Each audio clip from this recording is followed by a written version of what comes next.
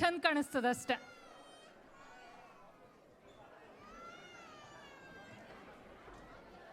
ಅಲ್ಲ ಪಂಕಜ, ನಾನು ನೋಡಕತ್ತಿದ್ದೆ ಅವಾಗ ನೀವೇನೋ ಕೆಟ್ಟ ಮೋರಿ ಮಾಡ್ಕೊಂಡು ಫೋನ್ನಾಗ ಏನೋ ಗುಸು ಗುಸು ಗುಸು ಗುಸು ಅಂತ ಮಾತಾಡಕತ್ತೀರಲ್ಲ, ಏನಾತು? ನಮ್ಮ ಮನಿ ಮಕ್ಳು ಫೋನ್ ಮಾಡಿ ಅದು RCB ಮ್ಯಾಚ್ ಆದ ಕೂಡ ಗೊಳ್ಯಾಡ್ತಾವ್ ಬರೇ. ಓ ಹೌದಾ? ಹಂಗ ಅಲ್ವಾ, ನಂಗೊಂದು ಒಂದು ಐಡಿಯಾ ಹೇಳಿದ್ವ, ನಂದೆಲ್ಲಿದ, ನನ್ನ ತಲೆಯಲ್ಲಿದ, ಅದು ನಂಗೆ ಭಾರಿ ಕರೆಕ್ಟ್ ಅನ್ನಿಸ್ತಿದ. ಏನಂತಂದ್ರೆ, ನಾವು ಈ RCB ಮ್ಯಾಚ್ ಅದ, ಈ ಕ್ರಿಕೆಟ್ ಮ್ಯಾಚ್ ಅದಲ್ಲ, ಇದನ್ನು ಈ ಇಸ್ಪೀಟ್ ಒಳಗೆ ಏನು ರಮ್ಮಿ ಅಂತ ಬರ್ತಾವಲ್ಲ, ಅದ್ರ ಥರ ಯಾಕೆ ಮಾಡಬಾರ್ದು ಅಂತ. ಅಂದ್ರೆ ಹೆಂಗೆ ಗೊತ್ತೇನ, ಯಾರ್ದು ಕಡಿಮೆ ಸ್ಕೋರ್ ಅದ ನೋಡು ಅವ್ರಿಗ ಕಪ್ಪ. ಏನಂತಿ? ಅಲ್ಲ, ನೀವು ಮ್ಯಾಚ್ ನೋಡ್ತೀರಾ ಇಲ್ಲ? ಅಯ್ಯ, ನಾನು ನೋಡಂಗಿಲ್ವಾ ಮ್ಯಾಚ್? ನಾನು ಏನಿದ್ರು ಏನು, ನಮ್ಮ ಮನ್ಯಾಗ ಹುಡುಗರಿದ್ದಾರಲ್ಲ, ನಮ್ಮ ವೇದು, ಸುಚಿತ್ತು, ಇವರೆಲ್ಲ ಹೇಳ್ತಾರೆ ಒಂದು ಚೂರು, ಅದನ್ನ ಈ ಕಿವಿನ ಕೇಳ್ತೀನಿ, ಆ ಕಿವಿನ ಬಿಡ್ತೀನಿ ಅಷ್ಟ. ಆತು ಬಿಡ್ರಿ. ಹೌದ್ರಿ, ಅದ ಲಾಸ್ಟ್ನಾಗ ಇದ್ದಾರೆ. ಈಗ ಮುಂದೆ ಏನಾಗ್ತದಂತ ನಂಗೆ ಗೊತ್ತಿಲ್ಲ.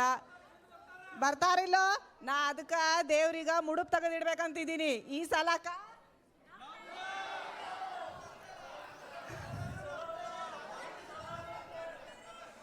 ಆತೀಗ ಮುಂದಿನ ಕಾರ್ಯಕ್ರಮ ಏನಂತ ನೋಡೋಣ ಬರ್ರಿ.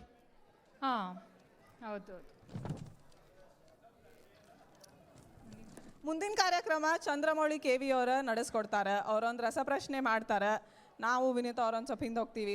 ಚಂದ್ರಮೌಳಿ ಅವ್ರಿಗೆ ಇಲ್ಲಿ ಸ್ಟೇಜ್ ಮೇಲೆ ಮಾಡ್ಕೊಳ್ಳೋಣ ಅಂತ. ಈಗ ಹೆಂಗೂ ಮಾವಿನ ಹಣ್ಣಿನ ಸೀಸನ್ ಶುರುವಾಗದ. ಮಾವಿನ ಹಣ್ಣಿನ ಸೀಸನ್ನಲ್ಲಿ ರಸಪುರಿ ಮಾವಿನ ಹಣ್ಣು ಸ್ವಲ್ಪ ಲೇಟ್ ಆಗ್ತದ್ರಿ ಬರ್ಲಿಕ್ಕೆ. ಅಲ್ಲಿ ತನಕ ನಾವು ರಸಪ್ರಶ್ನೆ ಕೇಳೋಣ. ಬರ್ರಿ ಚಂದ್ರಮೌಳಿ ಅವರು. ಹಲೋ ಹಲೋ,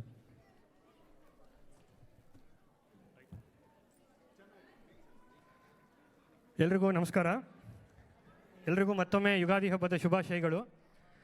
ನಾವೆಲ್ಲರೂ ಥಟ್ ಅಂತ ಕೇಳಿ ಇಂಥ ಒಂದು ಪ್ರಖ್ಯಾತ ಒಂದು ಕ್ವಿಸ್ ಕಾರ್ಯಕ್ರಮ ನೋಡ್ತಿರ್ತೀವಿ ದೂರದರ್ಶನದಲ್ಲಿ. ಇದು ಸ್ವಲ್ಪ ಅದೇ ಥರ ಥಟ್ ಅಂತ ಹೇಳಿ ಅಂತ. ಓನ್ಲಿ ಡಿಫ್ರೆನ್ಸ್ ಇದು ಆನ್ಲೈನ್ ಕ್ವಿಸ್.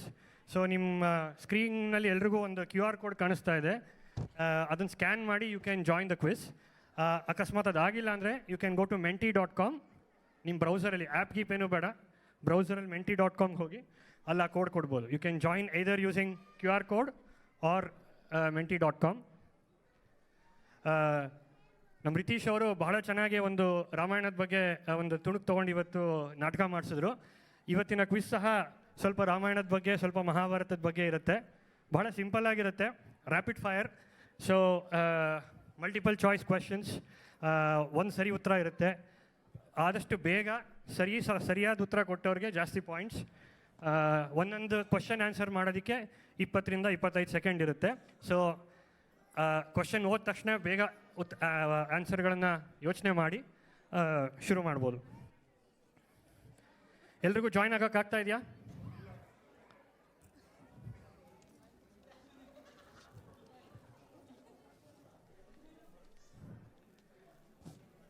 ಹಾಂ, ಅಲ್ಲೋಗಿ ಪ್ರೆಸೆಂಟ್ ಅಂತ ಕೊಟ್ಬಿಡೋಣ.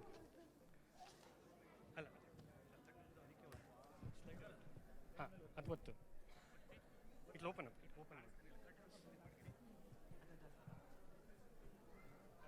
ಹಾಂ, ಇಲ್ಲ ಅಲ್ಲಿ you can go on present. Yes, ಅಷ್ಟೇ. ಹಾಂ, ಮತ್ತೊಮ್ಮೆ ಟ್ರೈ ಮಾಡಿ.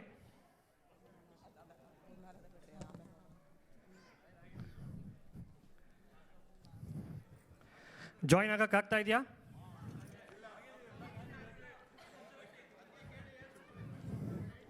ಶುರು ಮಾಡ್ಬೋದಾ? ಜಾಯಿನ್ ಆಗಕ್ಕೆ menti.com ಹೋಗಿ ಬ್ರೌಸರಲ್ಲಿ, ಅಲ್ಲೊಂದು ಕೋಡ್ ಕೇಳುತ್ತೆ 35047986. Very good. I love this enthusiasm.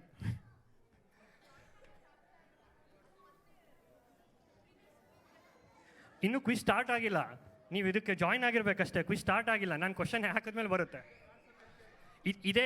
ಇದೇ ಸ್ಲೈಡ್ ಕಾಣಿಸ್ತಾ ಇರ್ಬೇಕು ನಿಮ್ಗೆಲ್ರಿಗೂ. ಇದೇ ಸ್ಲೈಡ್ ಕಾಣಿಸ್ಬೇಕು. ಇನ್ನೂ ಕ್ವಿಸ್ ಸ್ಟಾರ್ಟ್ ಆಗಿಲ್ಲ. ನೀವು ಇನ್ನೊಂದು ನಿಮಿಷದಲ್ಲಿ ಸ್ಟಾರ್ಟ್ ಮಾಡ್ತೀವಿ. I am just giving time, ಎಲ್ಲರೂ ಜಾಯ್ನ್ ಆಗೋಕ್ಕಷ್ಟೆ. ಓಕೆ, ಎಲ್ಲರೂ ಆಗಿದ್ದೀರಾ ಅಂತ ಅನ್ಕೋತೀನಿ. ಸೊ ಆಗಲೇ ಹೇಳ್ದಂಗೆ ಟಾಪಿಕ್ ಹೇಳಿದೆ ರಾಮಾಯಣ ಮಹಾಭಾರತದ ಬಗ್ಗೆ. ಸರಿ, ರೆಡಿ, ಶುರು ಮಾಡ್ಬೋದಾ? Very good. ಈಗ 105, 106, 107, 8, 9, 10. Okay, I will start. Time ತೊಗೊಳೋದು ಬೇಡ.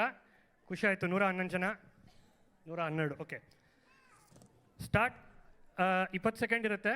ಆದಷ್ಟು ಬೇಗ ಸರಿಯಾದ ಉತ್ತರ ಕೊಡಿ. ಮೊದಲನೇ ಪ್ರಶ್ನೆ, ನಾನು ಕನ್ನಡದಲ್ಲಿರ್ಬೋದು, ಕೆಲವರಿಗೆ ಓದೋಕ್ಕೆ ಕಷ್ಟ ಆಗುತ್ತೆ ಅಂತ ಆ ಕ್ವಶನನ್ನು ನಾನು ಹೇಳ್ತೀನಿ, but you can also read it on your phone. ಮೊದಲನೇ ಪ್ರಶ್ನೆ, ಶ್ರೀರಾಮನ ವಂಶ ಯಾವುದು? ಬರುತ್ತೆ.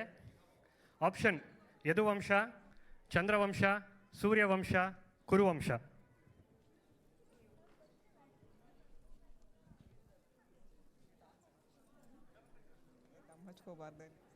5, 4, 3, 2, 1. Time up. ಓಕೆ, ಸರಿಯಾದ ಉತ್ತರ ಸೂರ್ಯವಂಶ. 53 ಜನ ಸರಿ ಕೊಟ್ಟಿದ್ದಾರೆ. ರಾಮನ ಇವಾಗ ರಾಮನ ಇದು ಬಂದಾಗ, ನಾಟಕ ಬಂತು, ರಾಮನ ವಂಶ ಸೂರ್ಯವಂಶ. ಅದ್ರಲ್ಲಿ ಇಕ್ಷ್ವಾಕು ವಂಶ ಅಂತಲೂ ಅಂತಾರೆ, ರಘುವಂಶ ಅಂತಲೂ ಅಂತಾರೆ, ಆದರೆ ಮೂಲವಾಗಿ ಅದು ಸೂರ್ಯವಂಶ. ಚಂದ್ರವಂಶ ಅಥವಾ ಯದುವಂಶ ಬಂದು ಕೃಷ್ಣನ ವಂಶ.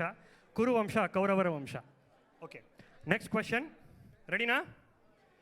ಓಕೆ, ಯಾರು ಸರಿ ಉತ್ತರ ಕೊಟ್ಟಿದ್ದಾರೆ ನೋಡೋಣ. Karthik Rao, very good. Okay, next question.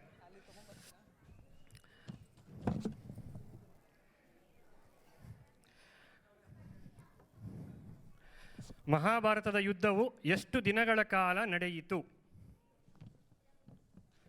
ಉತ್ತರ ಬಂದು ಕ್ವಶನ್ಸ್: 7 ದಿನ, 18 ದಿನ, 21 ದಿನ, 48 ದಿನ.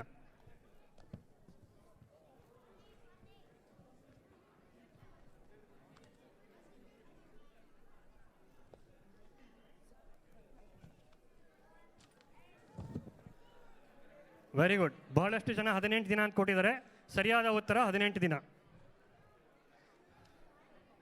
ಓಕೆ, ಮುಂದಿನ ಪ್ರಶ್ನೆಗೆ ಹೋಗೋಣ.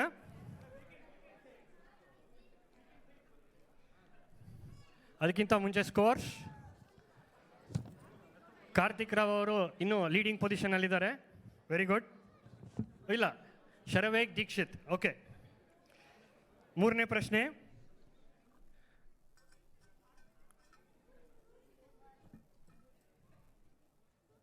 ಸ್ಯಮಂತಕ ಮಣಿಯನ್ನು ಸತ್ರಾಜಿತನಿಗೆ ಯಾರು ಕೊಟ್ಟರು? ಆಪ್ಷನ್ಸ್: ಚಂದ್ರ, ಸೂರ್ಯ, ದೇವೇಂದ್ರ, ಶ್ರೀಕೃಷ್ಣ.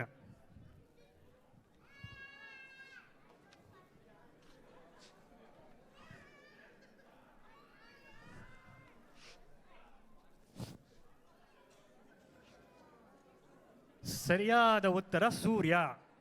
ಬಹಳಷ್ಟು ಜನ ದೇವೇಂದ್ರ ಅಂತ ಕೊಟ್ಟಿದ್ದೀರಾ, ಅದು ತಪ್ಪು. ಇದು ನಾವೆಲ್ಲರೂ ಗಣೇಶ ಚತುರ್ಥಿ ಹಬ್ಬದ ಟೈಮಲ್ಲಿ ಸ್ಯಮಂತಕೋಪಾಖ್ಯಾನ ಅಂತ ಒಂದು ಕತೆ ಓದ್ತೀವಿ. ಅದರ ಕಥೆನ ಉದ್ದೇಶ ಏನು ಅಂತಂದರೆ, ಚಂದ್ರ ದರ್ಶನ ಅವತ್ತು ಮಾಡಬಾರ್ದು ಅಂತ. ಚಂದ್ರ ದರ್ಶನ ಅಕಸ್ಮಾತ್ ನಾವು ಗಣಪತಿ ಹಬ್ಬದ ದಿನ ಮಾಡಿದ್ರೆ ತಪ್ಪು ಆಪಾದನೆಗಳು ಬರುತ್ತೆ, ಅಶುಭವಾಗುತ್ತೆ ಅಂತ ಒಂದು ನಂಬಿಕೆ ಇದೆ. ಅದು ಆಗಬಾರ್ದು ಅನ್ನೋಕ್ಕೋಸ್ಕರ ನಾವು ಸ್ಯಮಂತಕೋಪಾಖ್ಯಾನ ಕತೆ ಓದ್ತೀವಿ, ಒಂದು ಶ್ಲೋಕ ಹೇಳ್ತೀವಿ. ಆ ಕತೆ ಓದಿ ಜ್ಞಾಪಕ ಇರೋರಿಗೆ ಸ್ಯಮಂತಕಮಣಿ ಸತ್ರಾಜಿತನಿಗೆ ಸೂರ್ಯ ಕೊಟ್ಟಿದ್ದು. ಆ ಸಮಂತಕಮಣಿನ ಸತ್ರಾಜಿತ ತನ್ನ ತಮ್ಮ ಪ್ರಸೇನನ ಕೊಡ್ತಾರೆ. ಪ್ರಸೇನನ್ನ ಒಂದು ಸಿಂಹ ಸಾಯಿಸುತ್ತೆ. ಅದನ್ನು ಜಾಂಬುವಂತ ತಗೋತಾನೆ. ಆ ಜಾಂಬುವನಿಂದ ಅವನ ತಂಗಿಯಾದ ಜಾಂಬುವತಿಗೆ ಕೊಟ್ಟಿರ್ತಾರೆ ಅನ್ನೋ ಒಂದು ಕತೆ ಇದೆ. ಅದು ಕತೆ ಗೊತ್ತಿರೋರಿಗೆ ಅಂತ ಒಂದು ಕ್ವಿಜ್ ಇದು. ಓಕೆ, ಯಾರು ಲೀಡಿಂಗಲ್ಲಿದ್ದಾರೆ ನೋಡೋಣ ಮತ್ತೆ.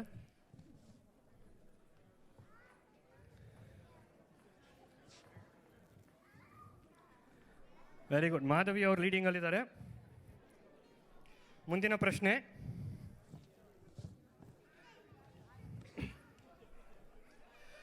ರಾವಣನು ಸೀತೆಯನ್ನು ಅಪಹರಿಸಿ ಯಾವ ವನದಲ್ಲಿರಿಸಿದನು? ಆಪ್ಷನ್ಸ್: ಕದಂಬವನ, ದಾರುಕಾವನ, ಪಂಚವಟಿ ವನ, ಅಶೋಕವನ.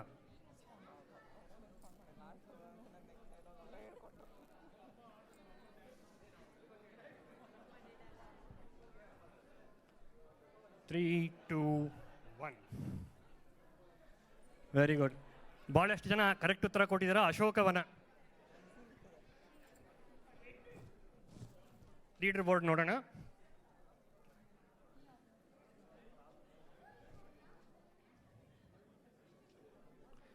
ಮಾಧವಿ ಅವರು ಇನ್ನೂ ಲೀಡಿಂಗ್ ಅಲ್ಲಿದ್ದಾರೆ.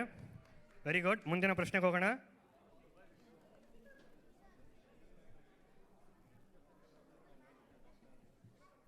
ಅಜ್ಞಾತವಾಸಕ್ಕೆ ಹೋಗುವ ಮುನ್ನ ಪಾಂಡವರು ಅವರ ಆಯುಧಗಳನ್ನು ಎಲ್ಲಿ ಮರೆಯಾಗಿ ಇಟ್ಟಿದ್ದರು? ಆಪ್ಷನ್ಸ್: ದ್ವಾರಕಾ ನಗರದಲ್ಲಿ, ಶಮಿ ವೃಕ್ಷದ ಮೇಲೆ, ಗಂಗಾ ನದಿಯೊಳಗೆ, ಮಾನಸ ಸರೋವರದೊಳಗೆ.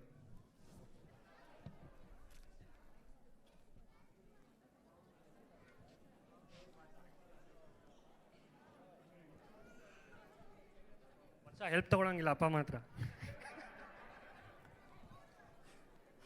ಸರಿಯಾದ ಉತ್ತರ ಶಮಿ ವೃಕ್ಷದ ಮೇಲೆ. Very good. ಬಹಳಷ್ಟು ಜನ ಸರಿ ಕೊಟ್ಟಿದ್ದೀರಾ. ಶಮಿ ವೃಕ್ಷಕ್ಕೆ ಇನ್ನೊಂದು ಹೆಸರು, ಶಮಿ ಪತ್ರೆಗೆ ಇನ್ನೊಂದು ಹೆಸರು ಕನ್ನಡದಲ್ಲಿ ಬನ್ನಿ ಪತ್ರ ಅಂತ. ಇದನ್ನು ನಾವು ಬಹಳ ಒಂದು ಅಶ್ವತ್ಥ ಮರದ ಥರ, ಬಿಲ್ಪತ್ರೆ ಮರದ ಥರ, ಔದುಂಬರದ ಮರದ ಥರ ಬಹಳ ಒಂದು ಪವಿತ್ರವಾದ ವೃಕ್ಷ ಅಂತ ಭಾವಿಸ್ತೀವಿ.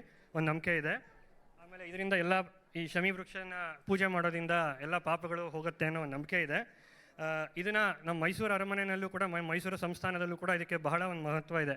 ವಿಜಯದಶಮಿ ದಿನ ಮಹಾರಾಜರು ಬನ್ನಿ ಮಂಟಪಕ್ಕೆ ಹೋಗಿ ಅಲ್ಲಿ ಶಮಿ ವೃಕ್ಷಕ್ಕೆ ಪೂಜೆ ಮಾಡಿ ಮುಂದಿನ ವಿಜಯದಶಮಿ ಇದು ಜಂಬೂ ಸವಾರಿ ಎಲ್ಲ ನಡೆಯುತ್ತೆ. ಹಾಗಾಗಿ ಶಮಿ ವೃಕ್ಷಕ್ಕೆ ಬಹಳ ಒಂದು ಮಹತ್ವ ಇದೆ ನಮ್ಮ ಒಂದು ಸಂಸ್ಕೃತಿಯಲ್ಲಿ. ಓಕೆ, ಯಾರು ಕರೆಕ್ಟಾಗಿ ಕೊಟ್ಟಿದ್ದಾರೆ ನೋಡೋಣ.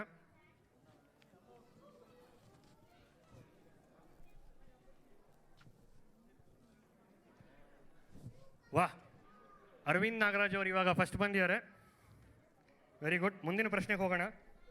ಬೇರೆಯವರೆಲ್ಲರೂ ಸಹ ಬೇಗ ಬೇಗ ನೀವು ಕರೆಕ್ಟ್ ಉತ್ತರ ಕೊಟ್ಟರೆ ಯು ಕ್ಯಾನ್ ಸಿ ತುಂಬ ನಂಬರ್ಸ್ ಚೇಂಜ್ ಆಗ್ತಾ ಇದೆ. So everybody has A chance.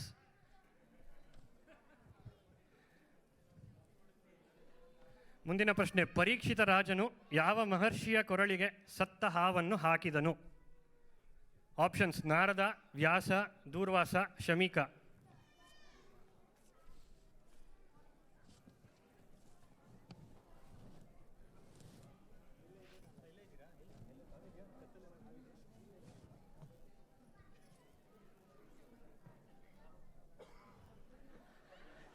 ಸರಿಯಾದ ಉತ್ತರ ಶಮೀಕ. ಎಲ್ಲಿದ್ದೀರಪ್ಪ ಶಮೀಕ್? ಸರಿಯಾದ ಉತ್ತರ ಶಮೀಕ. ಪರೀಕ್ಷಿತ ಅನ್ನೋನು, ಪರೀಕ್ಷಿತ ರಾಜ ಅಭಿಮನ್ಯು ಮತ್ತು ಉತ್ತರೆಯ ಮಗ, ಅಂದರೆ ಅರ್ಜುನನ ಮೊಮ್ಮಗ. ಅವನು ಒಂದ್ಸತಿ ಕಾಡಿಗೆ ಬೇಟೆಗೆ ಅಂತ ಹೋದಾಗ ಶಮೀಕ ಮಹರ್ಷಿಗಳು ತಪಸ್ಸಲ್ಲಿ ಕೂತಿರ್ತಾರೆ. ಅವ್ನು ಬಂದಿದ್ದನ್ನು ಅವ್ನು ಗಮನಿಸಲ್ಲ ಅಂತ ಹೇಳಿ ಸಿಟ್ಟು ಮಾಡಿಕೊಂಡು ಪರೀಕ್ಷಿತ ರಾಜ ಒಂದರ ಸತ್ತಿರೋ ಹಾವನ್ನು ಶಮೀಕ ಮಹರ್ಷಿಗಳ ಕುತ್ತಿಗೆಗೆ ಹಾಕ್ತಾನೆ. ಅದರಿಂದ ಶಮೀಕ ಮಹರ್ಷಿಗಳ ಮಗ ಕೋಪಗೊಂಡು ಪರೀಕ್ಷಿತ ರಾಜನಿಗೆ ಶಾಪ ಕೊಡ್ತಾನೆ, ನಿನಗೆ ಹಾವು ಕಚ್ಚಿ ಅಥವಾ ಒಂದು ಜಂತು ಕಚ್ಚಿ ಸಾವಾಗಬೇಕು ಅಂತ. ನಂತರ ತಕ್ಷಕ ಮಹಾರಾಜನಿಂದ ನಾಗ ಅದು ಬಂದು ಕಚ್ಚಿ ಪರೀಕ್ಷಿತನ ಸಾವಾಯಿತು ಅನ್ನೋದು ಕತೆ. ನೋಡೋಣ ಎಷ್ಟು ಜನ ತಾವು ಸರಿ ಕೊಟ್ಟಿದ್ದಾರೆ ಅಂತ.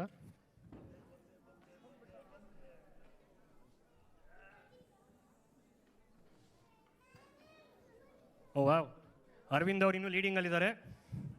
Very nice. ಓಕೆ, ಮುಂದಿನ ಪ್ರಶ್ನೆ ಹೋಗೋಣ. ಇದು ಬಹಳ ಸುಲಭ ಅಂತ ಅನ್ಕೋತೀನಿ.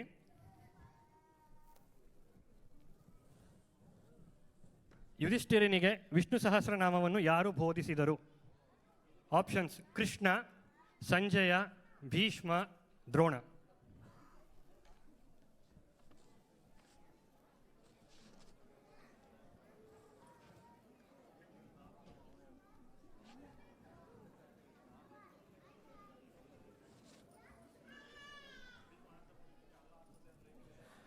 ಬಹಳಷ್ಟು ಜನ ಸರಿಯಾಗಿ ಉತ್ತರ ಕೊಟ್ಟಿದ್ದೀರಾ. ಸರಿ ಉತ್ತರ ಭೀಷ್ಮ. ಇದು ಭೀಷ್ಮ ಅವರು ಕುರುಕ್ಷೇತ್ರ ಯುದ್ಧದ 10ನೇ ದಿನ ಅವ್ರಿಗೆ ಅವ್ರನ್ನ ಸೋಲಿಸ್ತಾರೆ ಶಿಖಂಡಿನ ತಗೊಂಬಂದು ಮುಂದೆ. ಆಮೇಲೆ ಅವರು ಶರಶಯ್ಯ ಅಂತಾರೆ, ಅಂದರೆ ಬೆಡ್ ಆಫ್ ಆರೋಸ್ ಏನಂತಾರೆ, ಅದರಲ್ಲಿ 58 ದಿನ ಆ ಶರಶಯ್ಯದ ಮೇಲೆ ಮಲಗಿದ್ರು ಅನ್ನೋದೊಂದು ನಂಬಿಕೆ ಇದೆ. ಆ ಮಧ್ಯದಲ್ಲಿ ಅವರು ಭೀಷ್ಮ ಏಕಾದಶಿ ಅಂತ ಏನು ಮಾಡ್ತೀವಿ, ಅವತ್ತಿನ ದಿನ ಅವರು ವಿಷ್ಣು ಸಹಸ್ರನಾಮವನ್ನು ಯುಧಿಷ್ಠಿರನಿಗೆ ಬೋಧನೆ ಮಾಡಿದ್ರು ಅಂತ. ಈ ವರ್ಷ ಭೀಷ್ಮ ಏಕಾದಶಿ ಬಂದಿದ್ದು ಫೆಬ್ರವರಿ 20ನೇ ತಾರೀಕು. ಭಾಳಷ್ಟು ಜನ ಸರಿ ಉತ್ತರ ಕೊಟ್ಟಿದ್ದೀರಾ. Very good.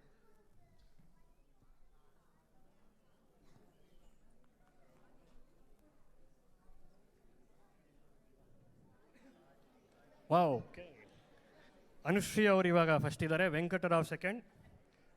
ನೋಡೋಣ ಮುಂದಿನ ಕ್ವಶನ್. ಇದು ಬಹಳ ಸುಲಭವಾದ ಪ್ರಶ್ನೆ ಅನ್ಕೋತೀನಿ. ರಿತೀಶ್ ಅವರು ಆಲ್ರೆಡಿ ಇದ್ರ ಬಗ್ಗೆ ನಾಟಕ ಮಾಡಿಸಿದರು. ರಾಮನು ರಾವಣನ್ನು ಸಂಹರಿಸಿದ ದಿನವನ್ನು ಏನೆಂದು ಆಚರಿಸುತ್ತೇವೆ? ಆಪ್ಷನ್ಸ್: ರಾಮನವಮಿ, ವಿಜಯದಶಮಿ, ದೀಪಾವಳಿ, ಮಾರನವಮಿ.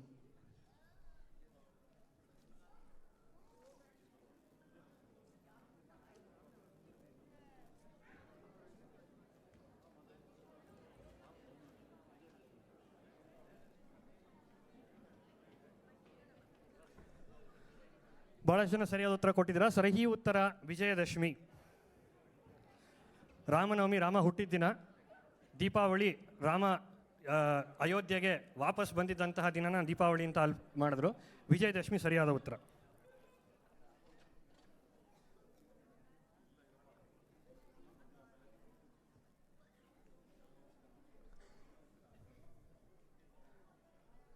ಕಿರಾಣ ಅವರು ಮೇಲಿದ್ದಾರೆ. Karthik Bhargav is very close by. Top 3 ಸಿಕ್ಕಾಪಟ್ಟೆ ಕ್ಲೋಸ್ ಇದ್ದಾರೆ. ಅದರ ಟಾಪ್ 5 ನೋಡೋಣ, ಏನು ಬೇಕೋ ಆಗ್ಬೋದು. ಓಕೆ, ಮುಂದಿನ ಪ್ರಶ್ನೆ.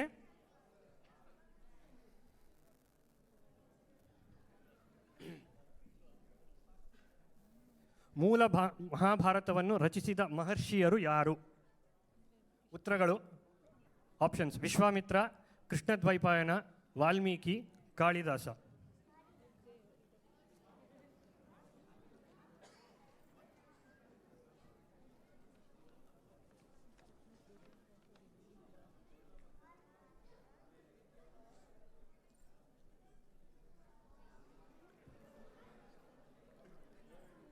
ಇದು ಬೇಕಂತ ಗೂಗ್ಲಿ ಇತ್ತು ಕ್ವಶನು.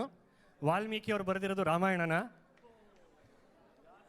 ಕಾಳಿದಾಸರು ಬಹಳ ಇತ್ತೀಚಿನವರು, ಅವ್ರಿಗೆ ಕಂಪೇರ್ ಮಾಡಿದ್ರೆ ಸರಿಯಾದ ಉತ್ತರ ಕೃಷ್ಣದ್ವೈಪಾಯನ.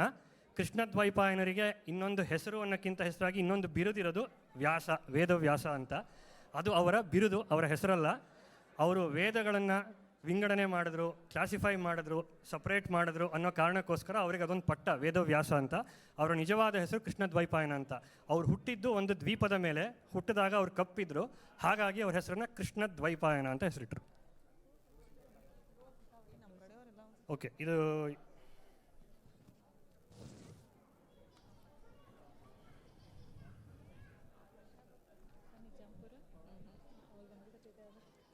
ಕಿರಾಣ ಅವ್ರು ಇನ್ನೂ ಲೀಡಿಂಗಲ್ಲಿದ್ದಾರೆ. Giridhar is climbing up. Top 5 ಇದೆ ಈಗ. ಮುಂದಿನ ಪ್ರಶ್ನೆ.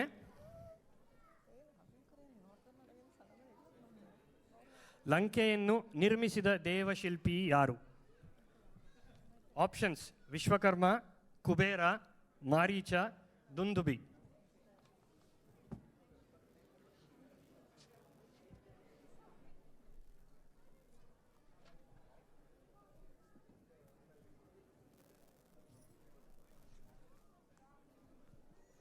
ಸರಿಯಾದ ಉತ್ತರ ವಿಶ್ವಕರ್ಮ. ವಿಶ್ವಕರ್ಮ ದೇವಶಿಲ್ಪಿ ಅಂತ. ವಿಶ್ವಕರ್ಮ ನಿರ್ಮಿಸಿದ್ದಂಥದ್ದು. ಕುಬೇರ ರಾವಣ ಬರೋಕ್ಕಿಂತ ಮುಂಚೆ ಲಂಕೆಯಲ್ಲಿ ಕುಬೇರ ಇದ್ದಿದ್ದು. ಅದರ ಸರಿಯಾದ ಉತ್ತರ ವಿಶ್ವಕರ್ಮ.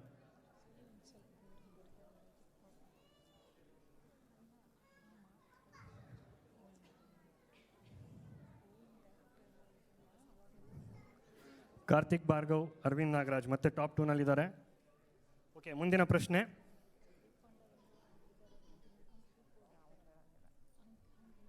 ಅಜ್ಞಾತವಾಸದಲ್ಲಿ ದ್ರೌಪದಿಯು ಯಾವ ಹೆಸರಿನಿಂದ ಗುರುತಿಸಿಕೊಳ್ಳುತ್ತಿದ್ದಳು? ಆಪ್ಷನ್ಸ್: ಮೈಥಿಲಿ, ಸೈರಂಧ್ರಿ, ಸುಧೇಶ್ನೆ, ಮೀರಾ. ಉತ್ತರ ಗೊತ್ತಿದ್ದವರು ಜೋರಾಗಿ ಹೇಳಕ್ಕೆ ಹೋಗ್ಬೇಡಿ, ಬೇರೆಯವ್ರಿಗೆ ಹೆಲ್ಪ್ ಮಾಡ್ದಂಗೆ ಆಗುತ್ತೆ.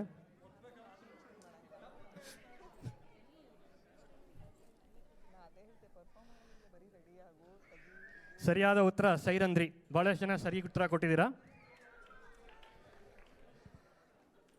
ಪಾಂಡವರು ಅಜ್ಞಾತವಾಸದಲ್ಲಿ ವಿರಾಟ ರಾಜನ ಒಂದು ಆಸ್ಥಾನದಲ್ಲಿ ಇರ್ತಾರೆ. ಆವಾಗ ಅಲ್ಲಿ ದ್ರೌಪದಿ ಸುಧೇಶ್ನೇ ಆ್ಯಕ್ಚುಲಿ ವಿರಾಟ ರಾಜನ ಹೆಂಡತಿ. ಅವಳ ಒಂದು ದಾಸಿಯಾಗಿ ಅಥವಾ ಹೇರ್ ಸ್ಟೈಲಿಸ್ಟ್ ಆಗಿ ಕೆಲಸ ಮಾಡ್ತಿರ್ತಾಳೆ. ಆವಾಗಿನ ಕಾಲದಲ್ಲಿ ಅವ್ರಿಗೆ ಸೈರಂಧ್ರಿ ಅಂತ ಕರಿತಿದ್ರು. ಅದೇ ದ್ರೌಪದಿ ಹೆಸರು ಆಗಿತ್ತು ಅವಾಗ. ಓಕೆ,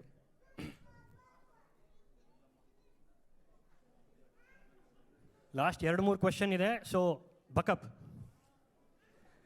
ಅರವಿಂದ್ ನಾಗರಾಜ್ ಫಸ್ಟ್ ಬಂದರು. ಸಾರಿ, ಲಾಸ್ಟ್ ಕ್ವೆಶ್ಚನ್. ಎಲ್ಲ ರೆಡಿನಾ?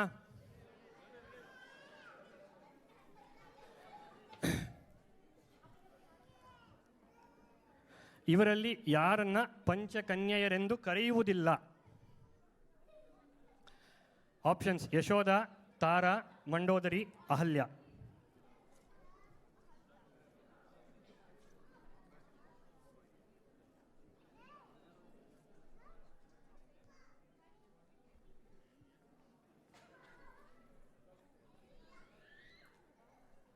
ಸರಿಯಾದ ಉತ್ತರ ಯಶೋಧ.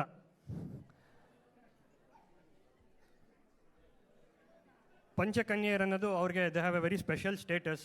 ಅವರು ಏನಪ್ಪ ಅಂದರೆ, ಈ ಎಲ್ಲ ಪಂಚಕನ್ಯೆಯರು ಗೃಹಿಣಿಯರು, ಎಲ್ಲರೂ ಮದುವೆ ಆಗಿರೋರು, ಆದರೆ ಅವರಿಗೆ ಪಂಚಕನ್ಯೆಯರಂತ ಕರೀತಾರೆ.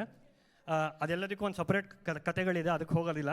ಆದರೆ ಈ ಶ್ಲೋಕ ಈ ಥರ ಇದೆ: ಅಹಲ್ಯ ದ್ರೌಪದಿ ಸೀತಾ ಅಂತಲೂ ಹೇಳ್ತಾರೆ, ಅಥವಾ ಅಹಲ್ಯ ದ್ರೌಪದಿ ಕುಂತಿ, ತಾರಾ ಮಂಡೋದರಿ ತಥಾ ಪಂಚಕನ್ಯಾ ಸ್ಮರೆ ನಿತ್ಯಂ ಮಹಾಪಾತಕ ನಾಶನಂ ಅಂತ. ಇವರೆಲ್ಲರೂ ಮದುವೆ ಆಗಿದ್ರು ಕೂಡ ಇವ್ರನ್ನ ಪಂಚಕನ್ಯಾದಲ್ಲಿ ಒಬ್ಬರಾಗ್ತಾರೆ. ಅಹಲ್ಯ ಗೌತಮರ ಹೆಂಡತಿ, ಮಂಡೋದರಿ ರಾವಣನ ಮತ್ತು ನಂತರ ವಿಭೀಷಣನ ಹೆಂಡತಿ, ತಾರಾ ವಾಲಿ ಮತ್ತು ನಂತರ ಸುಗ್ರೀವನ ಹೆಂಡತಿ, ದ್ರೌಪದಿ ಪಾಂಡವರ ಹೆಂಡತಿ, ಕುಂತಿ ಪಾಂಡವ ಹೆಂಡತಿ. ಅಷ್ಟಾದರೂ ಅವ್ರನ್ನ ಪಂಚಕನ್ಯಾ ಅಂತಾರೆ. ಅದು ಬಹಳ ಒಳ್ಳೆ ಕತೆ, ಚೆನ್ನಾಗಿದೆ ಕೇಳೋಕ್ಕೆ. ಮುಂದೆ ಯಾವಾಗಲಾರು ಒಂದು ಇದು ನೋಡೋಣ, ಬಟ್ ಇದು ಅದರ ಒಂದು ಸಂಕ್ಷಿಪ್ತವಾಗಿ. ಓಕೆ, ಈಗ ಫೈನಲ್ ಲೀಡರ್ ಬೋರ್ಡ್ ನೋಡೋಣ. ಹಂಗೆ ಪ್ಲೀಸ್. Very good. ಸೊ ಇವತ್ತಿನ ರಸಪ್ರಶ್ನೆ ಮೊದಲನೇ ಸ್ಥಾನದಲ್ಲಿ ಅರವಿಂದ್ ನಾಗರಾಜ್ ಇದ್ದಾರೆ. ದಯವಿಟ್ಟು ಎದ್ದು ನಿಂತ್ಕೊಳ್ಳಿ. ಅರವಿಂದ್ ನಾಗರಾಜ್ ಎಲ್ಲಿದ್ದೀರಾ? ಸ್ಟೇಜಿಗೆ ಬನ್ನಿ. ಎರಡನೇವರು ಕಾರ್ತಿಕ್ ಭಾರ್ಗವ್ ಹಾಗೂ ಮೂರನೇವರು ಸೌಜನ್ಯ. 3 ಜನ ದಯವಿಟ್ಟು ಸ್ಟೇಜಿಗೆ ಬನ್ನಿ.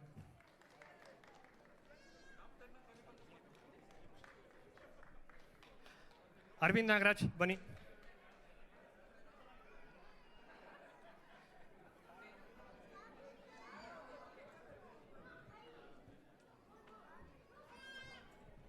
ಬನ್ನಿ ಬನ್ನಿ, ಮುಂದೆ ಬನ್ನಿ. ಒಂದು ಸಮಾಧಾನಕ್ಕೆ ಬನ್ನಿ. ಅರವಿಂದ್ ಅಲ್ಲ ಇವರ? ಓ, ನಮಸ್ತೆ, ಭಾಳ ಸಂತೋಷ. ನೆಕ್ಸ್ಟು ಕಾರ್ತಿಕ್ ಭಾರ್ಗವ್.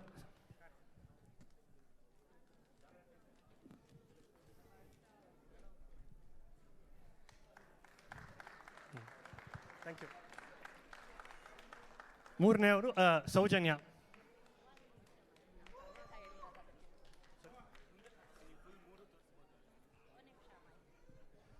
ಹಲೋ ಎಲ್ಲರಿಗೂ. ಆ್ಯಕ್ಚುಲಿ ಆನ್ಸರ್ ಕೊಟ್ಟಿದ್ದು ನಮ್ಮ ತಂದೆ ತಾಯಿ. ಸೊ ಈ ಪ್ರಶಸ್ತಿ ಅವರಿಗೆ ಹೋಗ್ಬೇಕು. ಅವ್ರ ಪರವಾಗಿ ನಾನು ತೊಗೊಳ್ತಾ ಇದ್ದೀನಿ, ಅವರಲ್ಲೇ ಕೂತಿದ್ದಾರೆ. Thank you so much. ಇದೊಂದು ಸಣ್ಣ ಕಾಣಿಕೆ ಅಷ್ಟೇ, ದೊಡ್ಡದೇನಲ್ಲ. ಆದರೆ ಜಸ್ಟು ಎಲ್ರಿಗೂ ರಾಮಾಯಣ ಮಹಾಭಾರತದ ಬಗ್ಗೆ ಒಂದು ಅರಿವು ಮೂಡಿಸೋಣ ಅಂತ ಅಷ್ಟೇ. Thanks all of you for joining. Thanks ಈ ಅವಕಾಶ ಮಾಡಿಕೊಟ್ಟಿಕ್ಕೆ.